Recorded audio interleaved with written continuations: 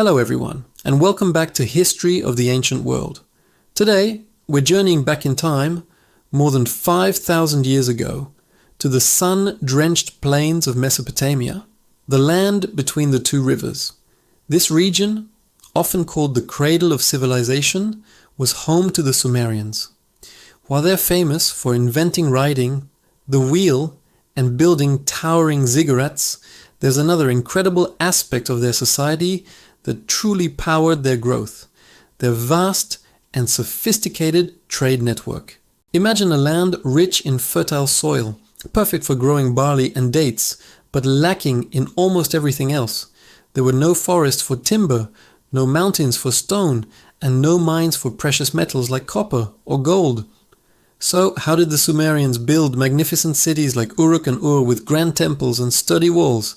The answer is trade. They were masters of turning their agricultural surplus, their grain and textiles, into the essential resources they desperately needed. The Sumerian economy was fundamentally based on agriculture.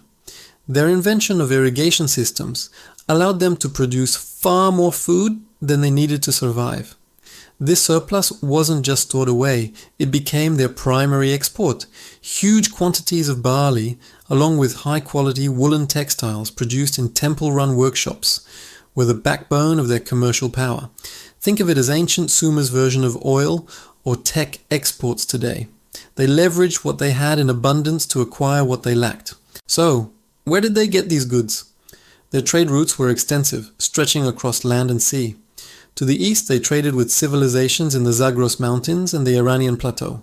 From here, they imported lapis lazuli, a stunning blue stone prized for jewelry and decoration, which had to travel all the way from the mountains of modern-day Afghanistan.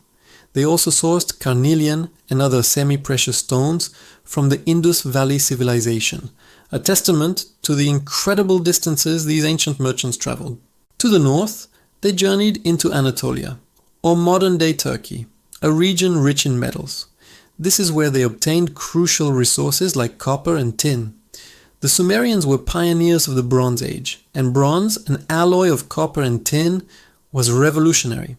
It was used for everything from stronger plows that increased agricultural output to superior weapons that gave them a military edge. Without trade, the Bronze Age might have looked very different in Mesopotamia. They also imported valuable silver from Anatolia, which increasingly became a standard for exchange. And to the south, the Sumerians turned to the sea. Using boats made from reeds and sealed with bitumen, another local resource, they sailed down the Persian Gulf. This maritime route opened up trade with lands they called Dilmun, believed to be modern Bahrain, and Magan, likely the coast of Oman. From Magan, they imported diorite, a hard black stone used for creating stunningly detailed statues of their kings and gods, as well as more copper.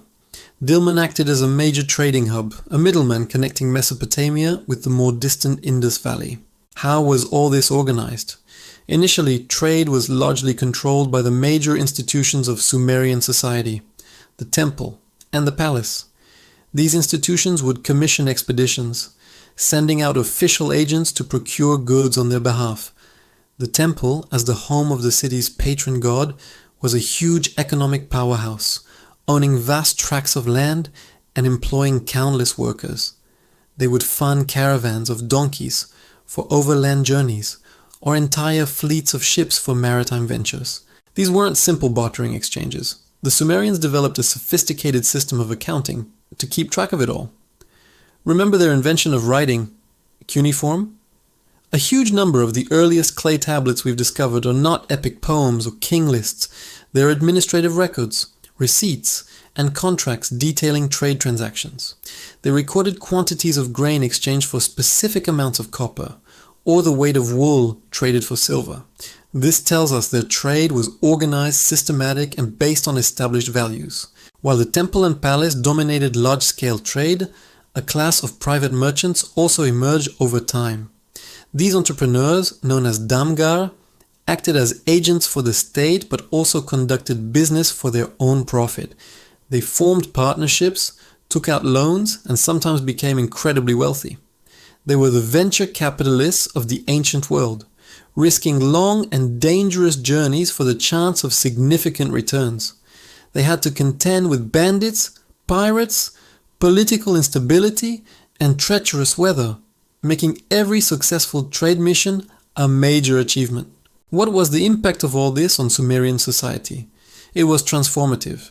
Trade didn't just bring in raw materials. It brought in new ideas, technologies, and cultural influences. The constant interaction with foreign peoples broadened their worldview. It fueled the growth of their cities, allowing for monumental construction projects that would have been impossible otherwise. The wealth generated from trade supported a complex social hierarchy with kings, priests, scribes, and of course the merchants themselves. It also drove innovation.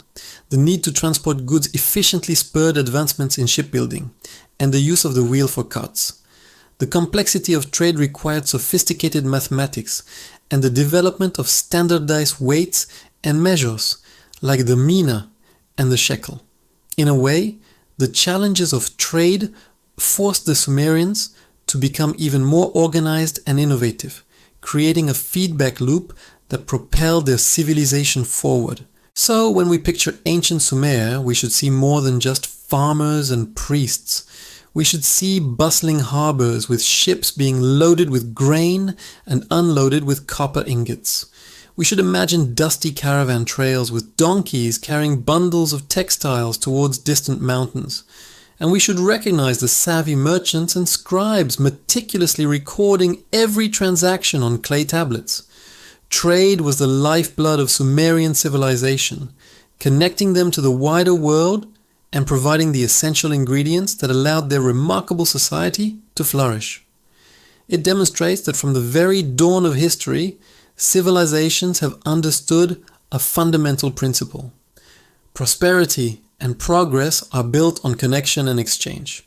And thanks so much for joining me on this journey back to ancient Sumer. If you enjoyed this exploration of ancient economies, please hit that like button and subscribe to History of the Ancient World for more deep dives into our shared past. Let me know in the comments which ancient civilization's trade network you'd like to explore next. Until next time, stay curious.